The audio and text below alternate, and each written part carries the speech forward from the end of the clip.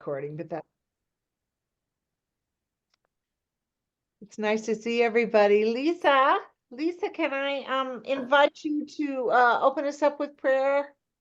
Yes, you can. All right, then I will. Yes, okay. Well, I think I just want to talk first and then pray. And basically, because I just want to share that this particular Christmas season has been probably the most meaningful ever for me. I felt a real total heart opening.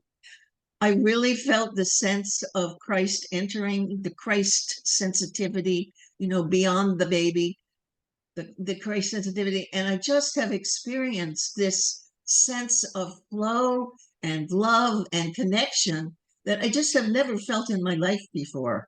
And it's like things just sort of seem to happen. It's like my body is not well, but I had to go to the grocery store and I got a whole bunch of stuff, and they had to come from the car into the house, which with my leg is a challenge.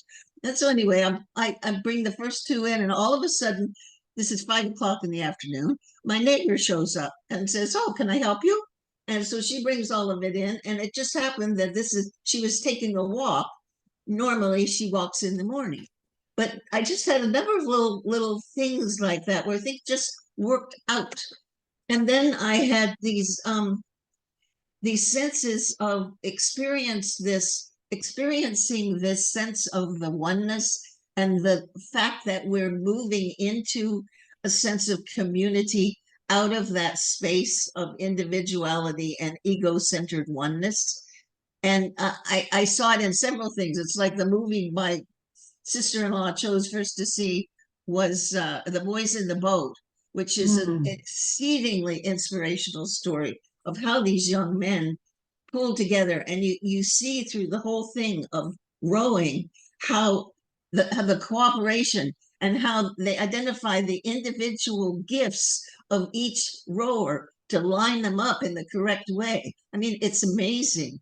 And it was, and of course they won, and they're still connected with one another. But it was such a thing of unity, making things happen. And I had other examples of that as I was going along. And so at any rate, that's just the way that it has been for me. And I feel, in terms of where we are right now, is wanting to carry that forward. And just to have a sort of a working paper of living in spirit, and of really seeking that unity and cooperation and all of the things that we know are valuable to us, like forgiveness and love and gratitude and laughter. I also read that laughter is almost as valuable as gratitude in changing your space. So from that, I will go into prayer. So I acknowledge the presence with no absence of the one singular energy source and force that is life, and that is flowing in and through each and every one of us, and is keeping all people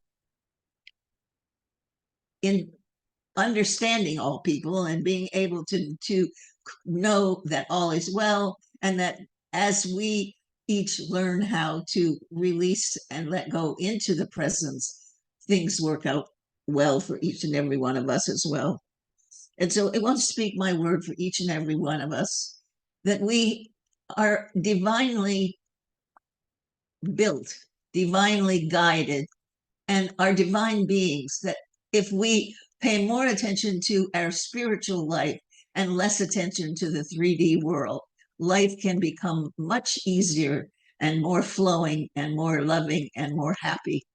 And so I know that each and every one of us has the capacity to let go of the darkness and to move into the light, and to move into a spirit of love and renewal, and to know that each and every day, as well as each and every new year, is the opportunity for more happiness, for more abundance, and more love. And so I am grateful to know that this is true, and to know that everyone can have that heart breakthrough that is so comforting and loving and completing. And I know that each and every person has the ability to have this for themselves. And so I release my word into the law, knowing that it is done through the law. And so it is done, I say, and so it is. Sorry. The affirmation: goodness and beauty follow me, peace and joy accompany me, happiness and wholeness fill my entire being with the realization of love and perfection.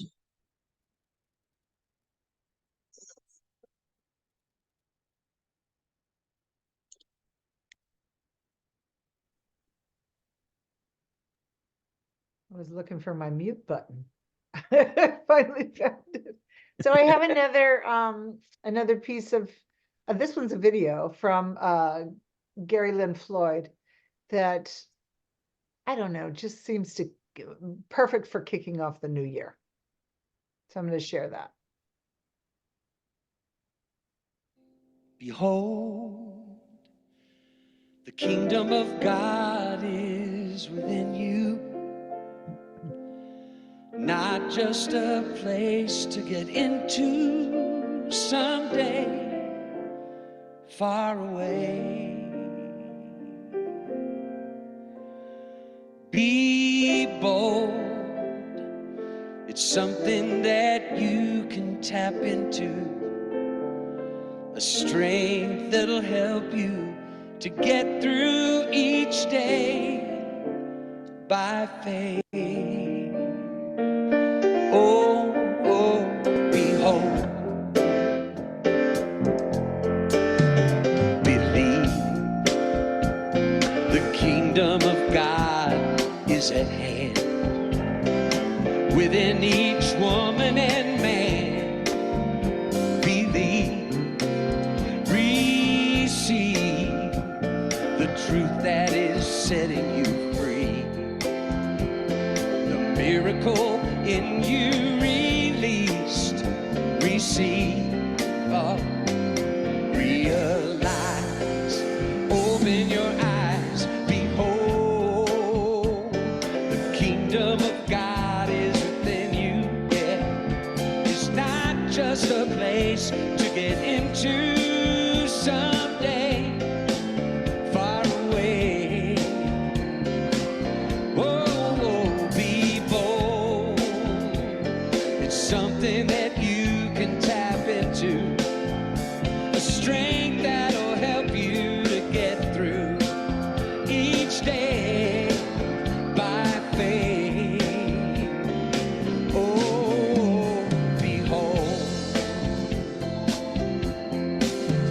somehow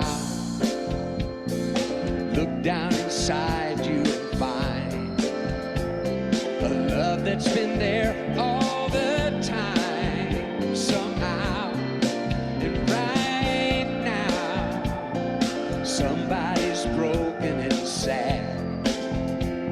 They need you to give all you have right now. Oh, realize, open your eyes, behold, the kingdom of God is within you. Is not just a place to get into someday, far away. Oh, be bold, it's something that you can tap into, a strength that'll help you to get through each day by faith. Oh, behold, behold, the kingdom of God.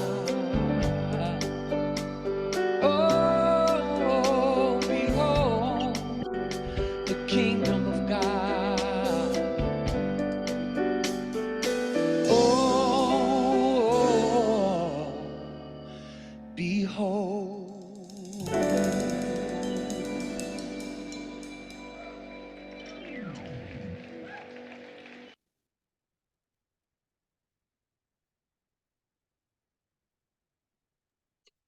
Seemed like a good message for the new year. It's right here, right now. We don't have to go anywhere. We don't have to do anything. We're always in it. So, wow, can you believe it's already 2024? I was talking to my brother about it, and we were just kind of blown away that it could possibly be that year. So happy New Year. Happy New Year's Eve day, the last day of 2023 and the last Sunday service for One Heart, One Mind Center for Spiritual Living. So welcome to everybody, whether you're in real time or replay, welcome. So I have been reflecting that I've really enjoyed our walk through the winter holidays together. I've really had a good time with it. It's been a lot of fun. I loved looking at the historical aspects and some familiar and some not so familiar. And then, just recognizing how empowered we are to update our experience of these holidays. We don't have to do them just like everybody else has done. We can personalize them. Nan was talking about that in the meditation before the service. We can create them so that they benefit and enhance our lives. We can create new traditions that speak to us and fill us up. We can find ways to make the winter holidays this personal and collective spiritual practice, as we come together in community, we stand in the light together, we ground ourselves in faith and trust and spirit, and we feel that love of the divine, within us and all around us. We birth the divine, to use the Christian metaphor. We birth the divine into our human lives. So, today my message is called Living in Renewal, because we're celebrating the new year, which is a time where we can consciously kind of welcome in a new cycle of life. And a beginning means that there's an ending. It goes hand in hand.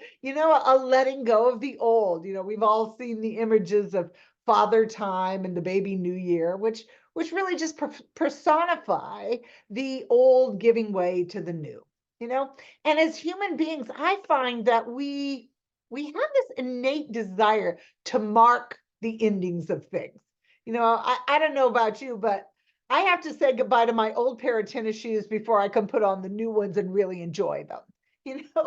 As human beings, we like meaningful closures, even if we've walked through challenges and hard times.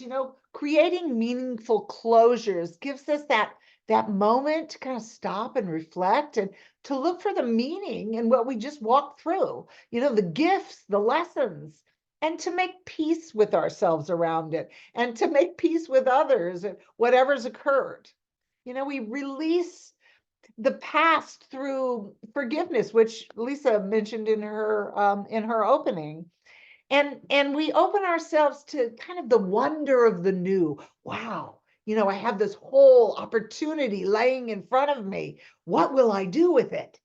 The point of a meaningful closure is freeing up that energy so that we can kind of dive into the infinite potential of spirit that, is already right here where we are.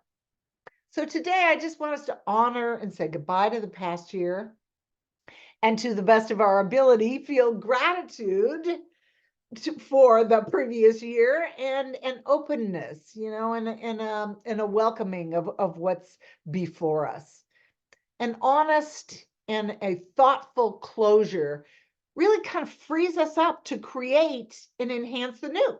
And the new year is just an opportunity to ask ourselves meaningful questions and to cast a new vision for our life.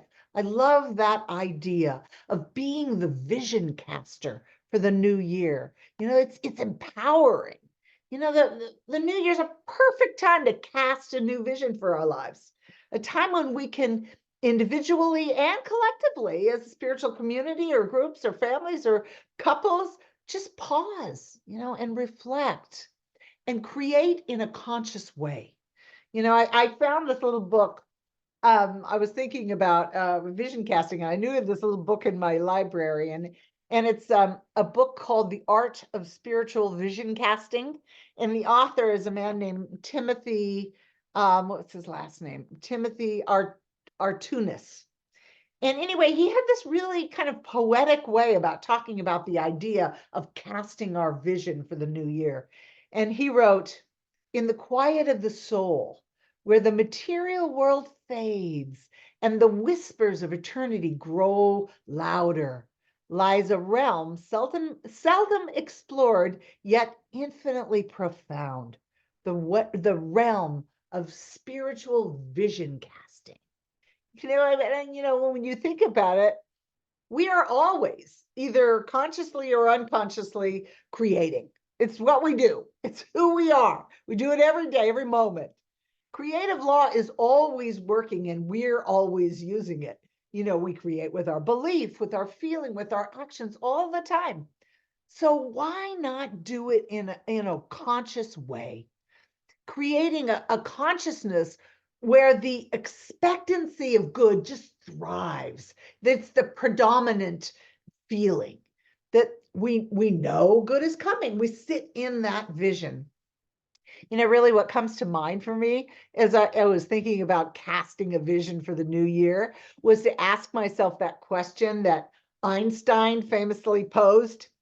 He said, it's something that we all have to decide for ourselves. He said, the most important decision we make is whether we believe that we live in a friendly or a hostile universe. Now, there's a question. How we answer that question for ourselves, and not just in a kind of a cursory way, oh, I believe the universe is friendly, but with a real deep and heartfelt engagement with the answer. You know what I mean? Our answer really does determine how empowered we are to truly cast a vision for our lives.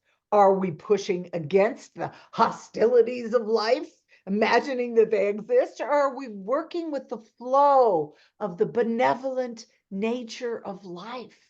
What are we doing? Do we believe that it's friendly? Do we believe that there's this benevolent presence and force that's always working on our behalf or on the behalf of all life? Do we believe in this presence of love and this power for good, even when things don't go well in our lives? Do we live in an expectancy of good? Do we believe that whatever shows up is for our highest good, even if we can't see it in the moment? Do we actually believe in our hearts, in our subjective minds, that the nature of the universe is good? And our answer to this question determines our attitude towards life and thereby creates our experience.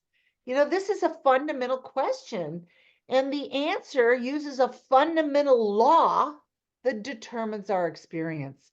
It determines whether or not we're willing to take responsibility for our life, and it determines our ability to respond to whatever happens in our life. It dramatically affects how we feel as we move through our days, just as we live our daily lives.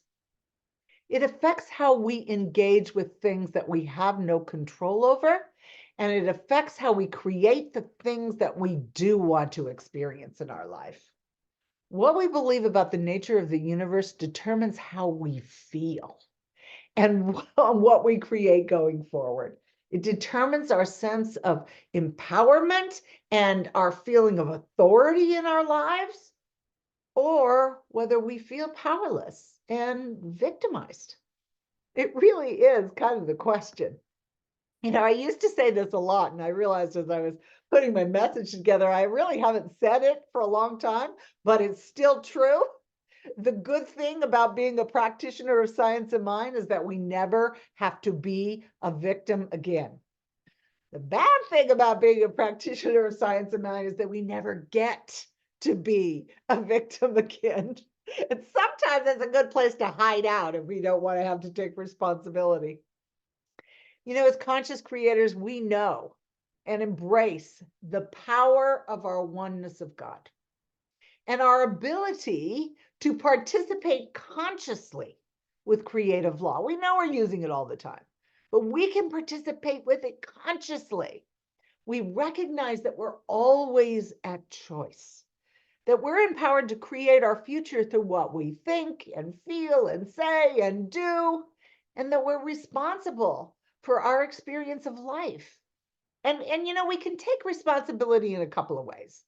First, we can accept that how we feel is ultimately up to us. Don't get me wrong, I'm not saying that we're never going to feel bad or grieve or get angry. We're human, of course we will. But we don't have to stay there. And we can create habits that support our feeling good every day. We can put into place that structure, those practices that help us to feel good, that elevate us into our natural state. And then the second thing we can do is we can accept that we're at choice about how we respond to all of the events, circumstances, situations that pop up in our lives, whether they're challenging or whether they're enjoyable. We have the ability to respond, the responsibility, and we can use that in ways that it serves us. I read this funny little story. I always like to give stories because, a little humor, and it makes it real, makes spiritual practice real. There was a little boy, and it could be a little girl, but story said a little boy. And he goes out in his backyard, and he has on his baseball cap, and he's got his baseball bat in his hand, and he's saying over and over to himself, I'm the greatest hitter in the world. I'm the greatest hitter in the world. I'm the greatest hitter in the world. And he tossed the ball up in the air. You know how you do, you toss it up and he swings and he misses. Yeah, he's undaunted. He picks up the ball again and he throws it up in the air again and he swings and he misses. And he does this dozens of times. And finally he pauses and he thinks for a moment. He holds the ball in his hand and he's carefully examining it. He says, wait a minute. I'm not the greatest hitter in the world. I'm the greatest pitcher in the world. Nobody can hit my pitches, not even me.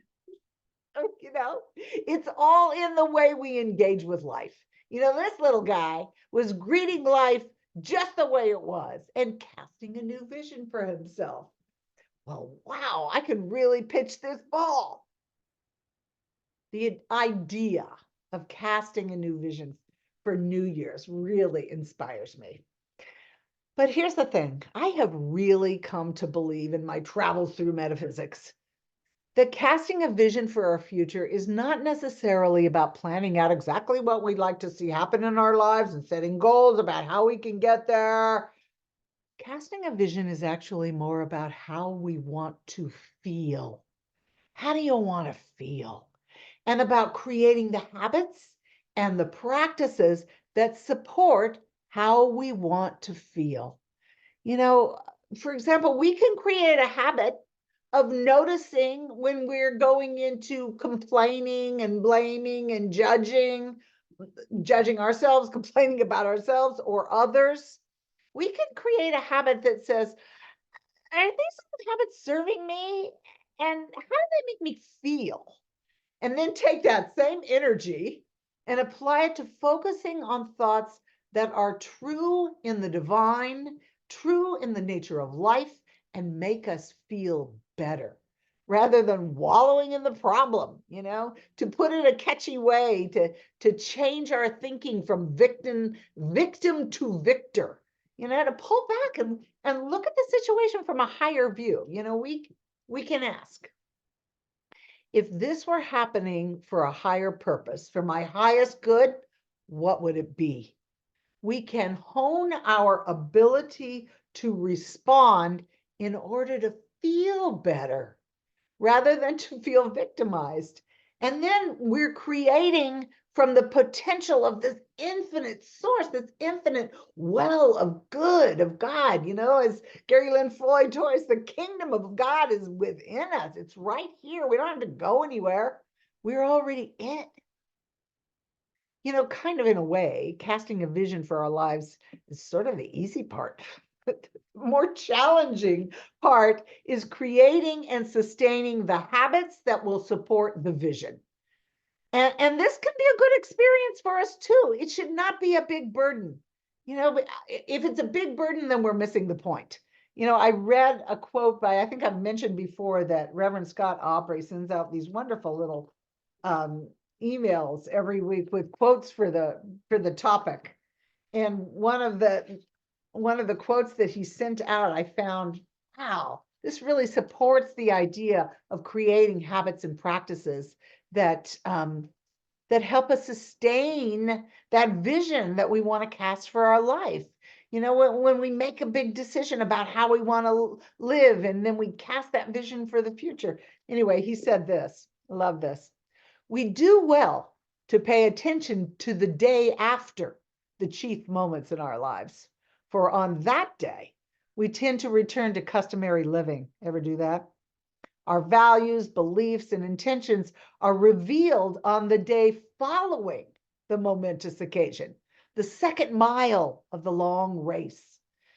On the day following, got mixed up. The day after a new beginning, the energy of the day after sets the tone for going forward. The day after, I love that. The day we cast our vision, we're inspired, we're committed, and we feel like the momentum of the moment will carry us easily forward. And then comes the march of days, right? The dust and grit of the journey. And we got to tend our soul. It's vitally important to put in place practices, habits that carry us through those moments where the momentum begins to wane and our habits aren't that firmly in place yet. Here's where we're really called to cultivate things that will sustain and support and nurture the vision of how we want to feel. This is really where the rubber meets the road. In the day after. The day after is so important. But again, I don't want us to get the crazy idea that creating new practices and habits that support our continued growth and expansion should be this big, hard thing that we have to do. That kind of misses the point entirely. The idea is to feel good. The idea is to feel good by nurturing our capacity to feel our oneness with spirit. It's already there. To feel universal love, to live in an atmosphere of peace and love and contentment, to feel good. And struggle does not feel good. I'm not saying that it won't take a little effort, but even our efforting should feel good. The more I travel, as I said, through this philosophy of metaphysics, the more I realize that it's all about feeling good. This is where we cast our vision on a higher level, where law really can grab hold of how we feel. So here's a few ideas for casting a vision and creating habits and practices that support the vision. First of all, ask yourself how you want to feel in your life. How do I want to feel? You want to wake up in the morning and put your feet on the floor and feel happy that you're alive, content, peaceful? So here's what you need to do, or at least this is what has worked for me. Go within. Create that state of meditation, of connection, whatever that feels like to you, into that infinite well of infinite good, of the vibration, of the feeling of the divine. And if you have trouble getting there, ask the divine presence within you to help you find the energy of the quality of good that you want to feel.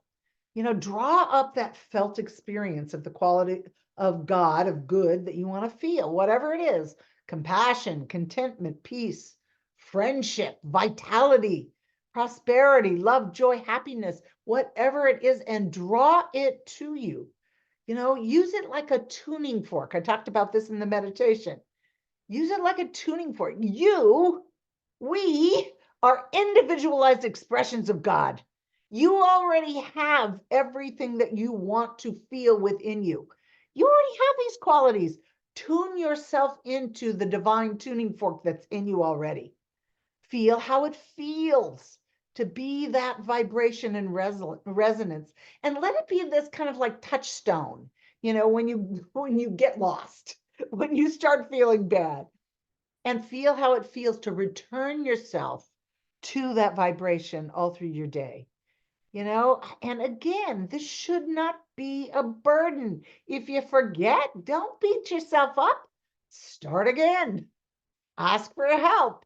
Remember, struggle doesn't feel good, and it is not nurturing or casting the vision that you want to cast. Don't struggle. Then, as I said before, watch your thoughts. If you start feeling bad, ask yourself why. Why am I thinking? What am I thinking that has got me feeling this way? Am I complaining, judging, blaming? And make a game out of your questions. Here's the thing. The good news is that to stop that parade of negative thoughts that likes to travel through our minds, all we have to know is that all of our thoughts are not true. We don't have to believe everything we think. Just because we think it doesn't mean it's true. I've been reading a book by Marcy Shimoff, and I love it. It's called Happy for No Reason. She has a book called Love for No Reason, but this is Happy for No Reason, and it's really great. And she tells a story about a time when she was giving a talk to this large audience, and she felt like she was just bombing, and she was basing this feeling by watching this one man who was sitting near the front, who was just sitting there deadpan. He didn't laugh at any of her jokes. He didn't applaud. He just sat there. And she was using his reaction as this measuring stick for how well she was doing. And she thought she was just doing a horrible job. And then immediately after she finished her talk, the man bolted up to the stage, and she thought, oh, here it comes. He's going to tell me what a bad job I did. But that's not what happened. Instead, he took her hand and he shook it, and he said with this voice kind of shaky with emotion, that talk changed my life. And she was blown away. She had totally freaked herself out with her own negative talk, and it wasn't even true. This man was soaking up every word she said, and it really affected him powerfully in a positive way. So another habit, and this comes from her too, this comes from Marcy Shimoff's book. She said to incline our minds to joy. I love this one. And here's the thing. I know from reading Joe Dispenza's work that scientists tell us that we have this inborn tendency to register negative thoughts, negative feelings and experiences more deeply than positive ones. It's how we've survived this long as a human species. So when our mind kind of feels like Teflon for any positive thoughts or any positivity, we need to balance things up. We need to kind of even the score, and we can. And Marcy says that we can incline our minds towards joy. And we do that by registering, by paying more attention to the enjoyable experiences that we're having, and to really let them affect us deeply, and to make a game out of noticing when we feel good. We know as metaphysicians that whatever we put our attention on, we're going to get more of. So when we start consciously noticing everything good that happens to us, any positive thought at all, anything we see or feel or taste or hear or smell that brings us pleasure, it can be anything, then we get more of that. Anything really. Seeing something, I was thinking about things that bring me joy. When I finally get something, have you ever had that epiphany moment? Like, oh, I didn't get that before, but now I do. Or you win something of some kind, or you notice something beautiful in the world. I noticed the other day, we were walking along on our morning walk, and there was this little tiny daisy-like flower growing in this really obscure place, and it was beautiful. And I thought, wow, that is really beautiful. Noticing those, registering those things that bring us deep joy, hearing a song that really lifts us up. seeing someone on the street and saying a silent prayer for them that you're both lifted up. Notice the moments when you really feel good. And like Lisa said, laughter, lots of laughter and joy. Notice that, and notice those times of connection. This is a habit that really supports our vision of feeling good, of feeling God's presence everywhere. And the last thing I want to say is Shaimov also said that she has a friend who uses this technique of registering the good things, the positive things, so that they affect him more deeply. He turned it into a game, an awards game. And as he goes through his day, he gives out mental awards to things, like silly little things like best landscaping in a drive-through window, or nicest homeless person, or most beautiful tree on the block, or prettiest cloud, or most pleasant store clerk gets the award, nicest smile from a stranger. You know, he just goes through his day giving out awards. You know, fulfilling his vision of feeling good and laying the foundation for more good, because we know whatever we put our attention on, we get more of. So here's the thing.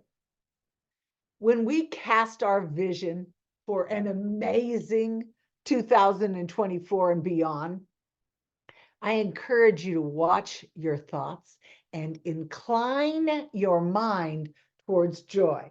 And as you walk through your day, let these words be on your lips.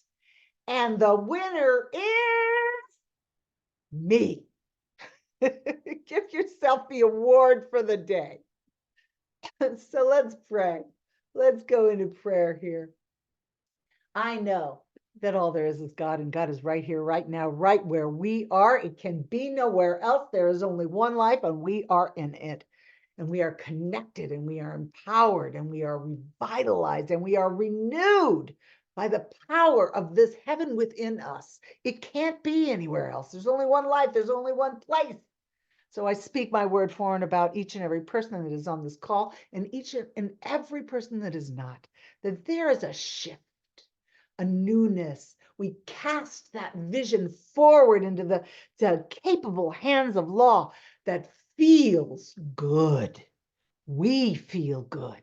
We tune ourselves to the presence of the divine that is already within us, of contentment, of peace, of joy, of love, of beauty, of prosperity, of vitality, of health, of all of the good that is here within us now.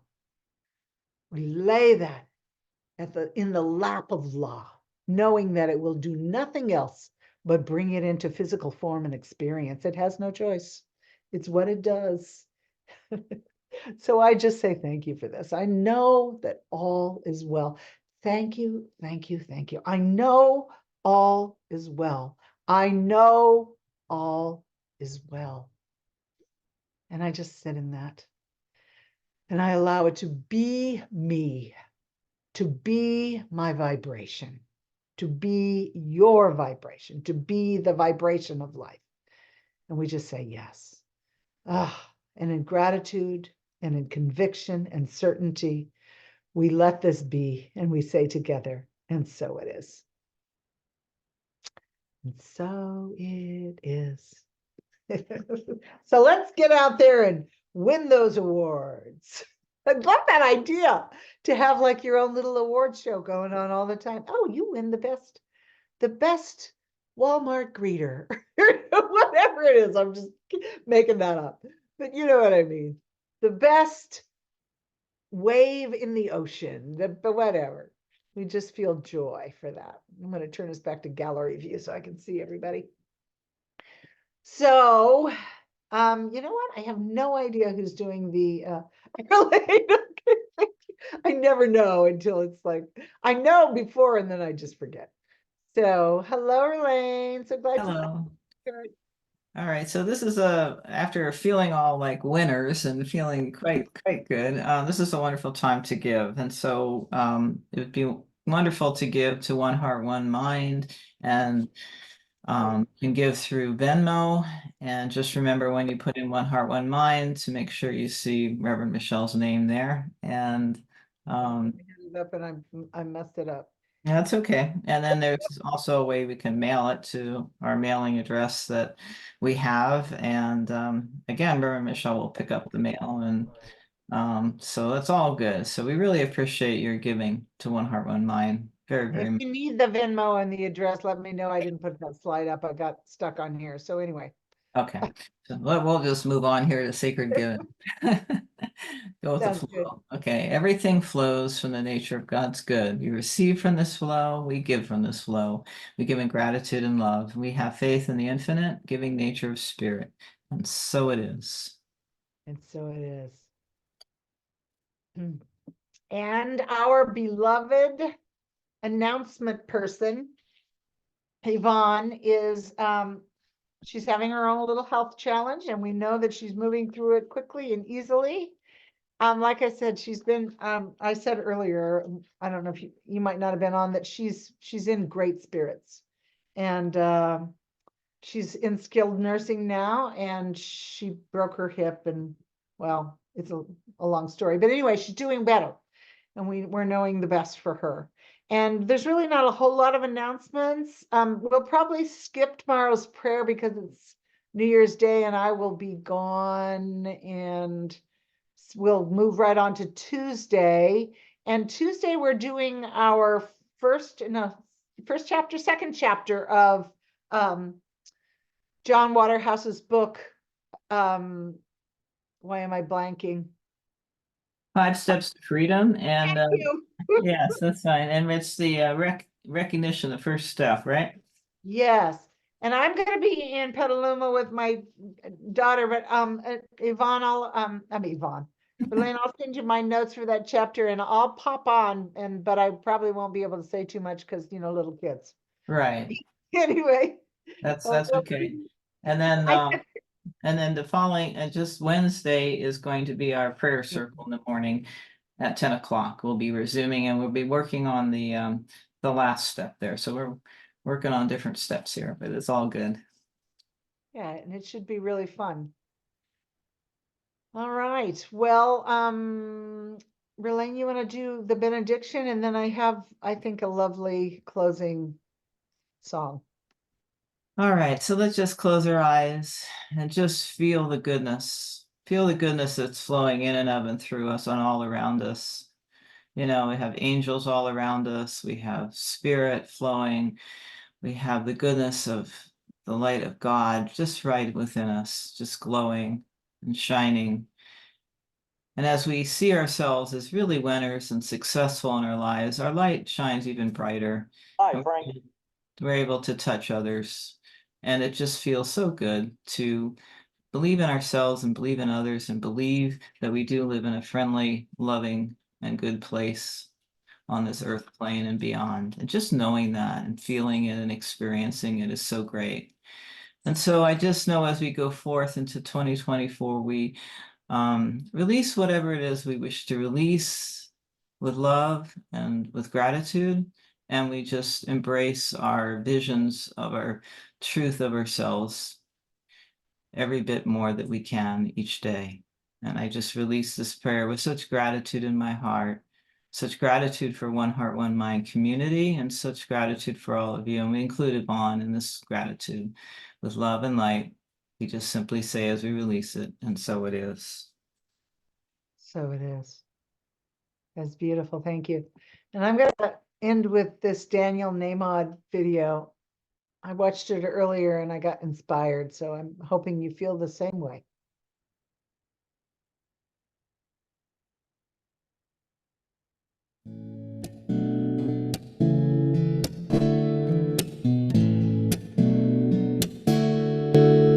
Am I nervous? Of course I am. You don't even have to ask. Facing a mystery, anyone would be. One more step and it's out of my hands. There can be no turning back. Can't can't say what's in front of me. You know I can't wait to see. This is something I owe to myself. This is something I've just gotta do. I don't know what I'll find, but there's one thing I know about my life. It's gotta be, it's just gotta be true. Oh yeah. I remember, of course I do, how I used to hear my heart, what I most wanna be, what I most long to see. Well, that voice has faded so far away. I hardly recognize myself. What happened to me? No wonder I couldn't breathe. This is something I owe to myself. This is something I've just gotta do. I don't know what I'll find, but there's one thing I know about my life. It's gotta be, yeah, it's just gotta be true.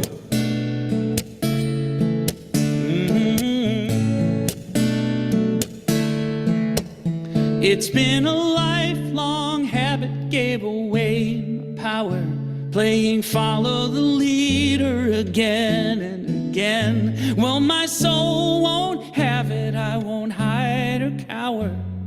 I'm ready to dive back in. This is something I owe to myself. This is something I've just gotta do. This is something I owe to myself. This is something I've just gotta do. I don't care what I'll find, but there's one thing I know about my life. It's gotta be true.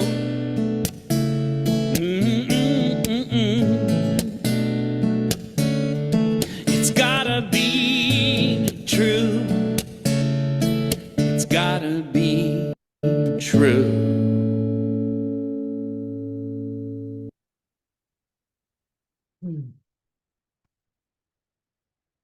Seemed like a good message for the new year. And as metaphysicians, I gotta tell you, it gotta be true. You know, it really does. And we owe it to ourselves to sit in that reality of our own being and to hold that space of good for ourselves, to feel good, to cast that vision in our lives. Anyway, anybody want to, I'm going to go ahead and stop the recording.